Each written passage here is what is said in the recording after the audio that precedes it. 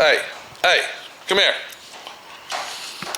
Are you ready to show them how to color sand and buff? Huh? Come on, come here. Get it, come here. You ready to show them how to color sand and buff? You don't like that color, do you? First time out in the shop's always a bitch, ain't it, bud? All right, you ready to show them how to color sand and buff? Well, let's get her done, okay? There you go. Welcome to D.I.Y.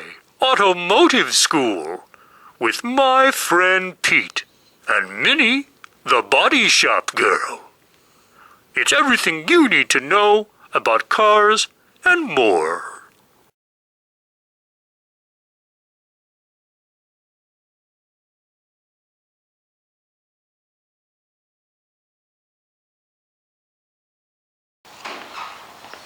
Okay, what we're going to do today, we're going to learn how to color sand properly.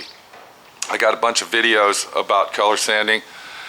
Some of them I go in depth and some of them I just kind of whip them through, but this one is going to be in detail of what you need to use, how to use it, and the proper way to sand to get the job done quickly. I'm going to show you two different ways of doing it, and one is with a DA sander and the other one is by hand. Let's get started and let's see if we can get her done.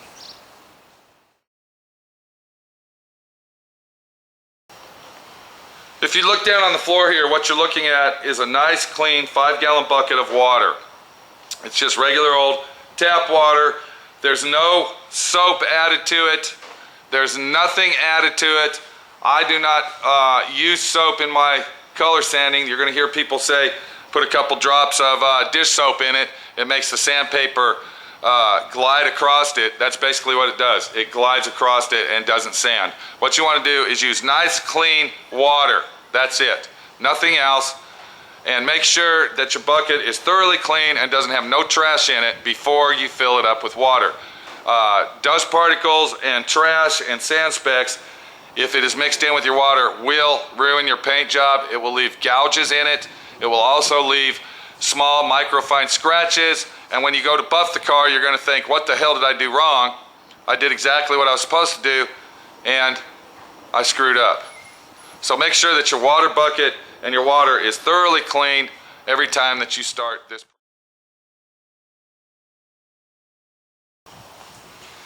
So as we look right here, we have a door that goes to a 1969 Carmen Ghia.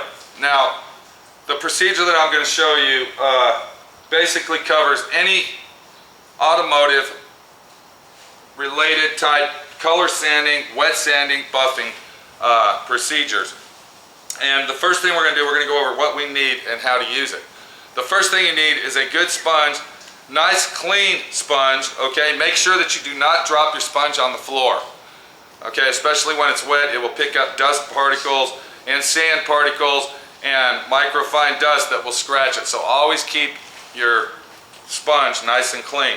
Another thing we're going to use is a hard rubber squeegee, okay? This is a wet, dry, hard rubber squeegee, okay? And what that's for is to squeegee as you're color sanding, and that's going to show you your highs and lows in your clear. Now, when I say highs and lows, I'm talking about orange peel, for instance, or you might get some dust particles in your paint. Okay, what this is going to do, when you squeegee that, and I will show you that, it's going to show you, okay, the variance in colors, okay, of where your high spots and low spots are that you have to sand down properly. We got us a double-sided wet sanding block here. It's a flex block, okay. On one side, it's usually black, and the other side is gray. Now, what that does, this is a two-tone gray. It's a dark gray and a light gray. Okay, you got a soft, spongy side on one side, and you got a hard rubber side on the other side. I'm going to show you how to use that properly to make the job quicker. And of course, we got our sandpaper, okay? Now, we're going to start out with 1500. I do not start out with 1000 or 1200. I always start out with 1500, okay? There is times that you will have to start out with 1000 and 1500. If you get a lot of orange peel in your paint, okay, you're going to have to start with 1200. I've been doing this for 30 years, 28 years to be exact.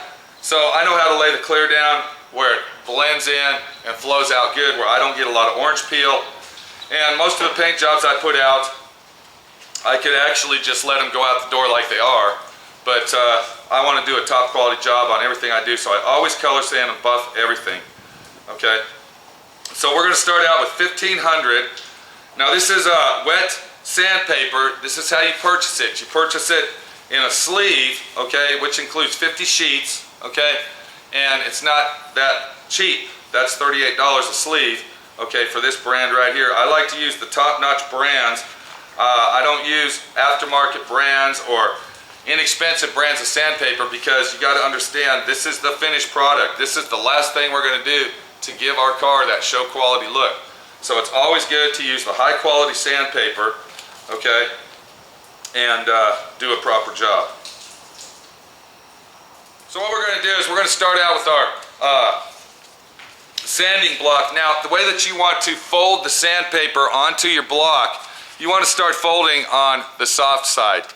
Always start your fold on the soft side. That's going to give you, let me show you, we got one, okay. So we're going to have 3 pieces of sandpaper, which is going to use it all, see. We're going to basically use the soft side, okay. We're going to use the soft side more than the hard side. So we want to make sure that we got the folded end, okay, on the soft side. So always start your fold of the sandpaper on the soft side of the block. Okay, make sure you got a nice tight fit around there. If it hangs over a little bit, that's okay, just fold it over. Okay. Take your sponge, as you see, and go ahead and dip it in your water and vigorously let it pour onto the piece that you're wet sanding. Now, you want to leave your sponge there, so all you got to do is just give it a little tap. See, you don't want to always, because you don't really need that much water like you think. And then you want to take your sandpaper, okay, with your block, and go ahead and dip it in the water as well. So what we're going to do is we're going to start sanding with the hard side. Now what the hard side's going to do, it's going to take that shiny, glistening, ice skating feel off it, like your hand's just rolling across it, okay? Using a hard surface will break it down quicker. Do you see what I'm saying? And we're also going to look at this door as a pattern. We're going to look at it as a grid, okay? I'm going to do this in 3 sections. And when I say 3 sections, I'm only going to concentrate on this much of the door, and then I'll move to the center section and then to the rear section. The reason you do that, okay, is to ensure that you get all of the orange peel out and all of the trash. If you go ahead and just sand the whole thing at one time, what's going to happen is you're rushing through it, okay? Basically, if you cut it off in sections, it actually goes a lot faster.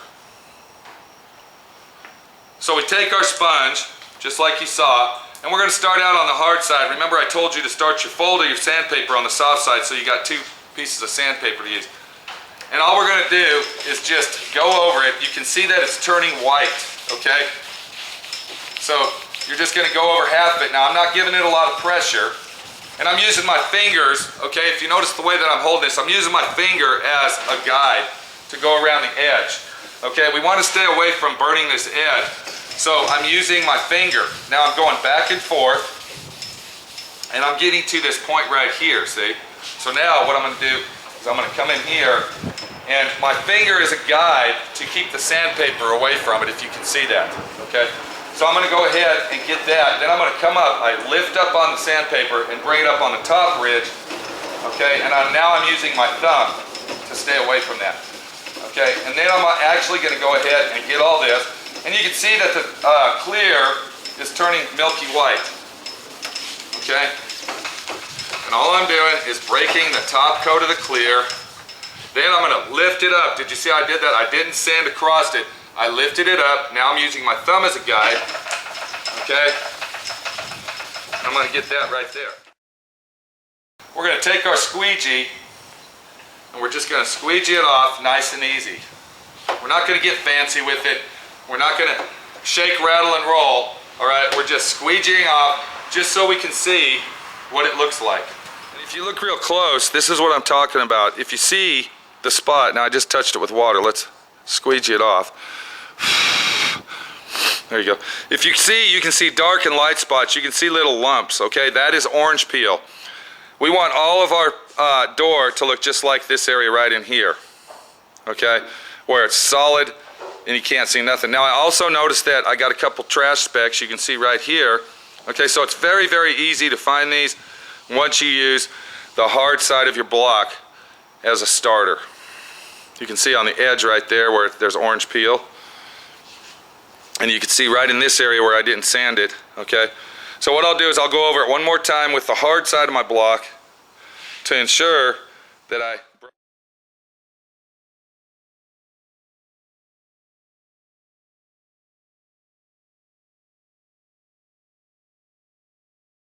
Thanks for watching D.I.Y. Automotive School.